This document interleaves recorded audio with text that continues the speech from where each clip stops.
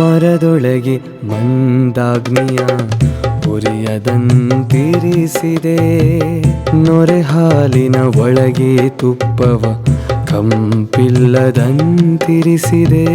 ಶರೀರದೊಳಗಾತ್ಮನ ಆರು ಕಾಣದಂತಿರಿಸಿದೆ, ಶರೀರದೊಳಗಾತ್ಮನ ಆರು ಕಾಣದಂತಿರಿಸಿದೆ.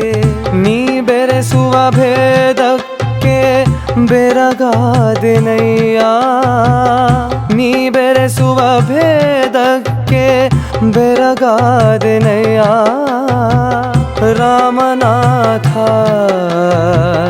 ರಾಮನಾಥ ರಾಮನಾಥ ರಾಮನಾಥ. ದಾಸಿಮಯ್ಯನವರು ತಮ್ಮ ವಚನದಲ್ಲಿ ಆತ್ಮನು ಜೀವಿಗಳ ಶರೀರದಲ್ಲಿದ್ದಾನೆಂಬುದನ್ನು ಪ್ರಕೃತಿಯಲ್ಲಿ ಕಾಣುವ ಮರ, ಹಾಲುಗಳ ಉದಾಹರಣೆಯೊಂದಿಗೆ ವಿವರಿಸಿದ್ದಾರೆ. ಮರದಲ್ಲಿ ಅಗ್ನಿ, ಹಾಲಿನಲ್ಲಿ ತುಪ್ಪವಿರುವಂತೆ ಶರೀರದಲ್ಲಿ ಆತ್ಮನಿದ್ದಾನೆ.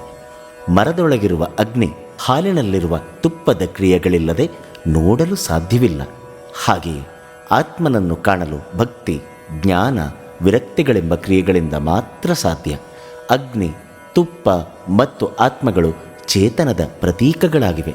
ಇವುಗಳನ್ನು ಹೀಗೆ ಅವ್ಯಕ್ತವಾಗಿ ಮರದಲ್ಲಿ, ಹಾಲಿನಲ್ಲಿ ಮತ್ತು ಶರೀರದಲ್ಲಿ ಕ್ರಮವಾಗಿ ಇಡಲು ಸರ್ವಶಕ್ತನಾದ ರಾಮನಾಥನಿಂದಲೇ ಸಾಧ್ಯ.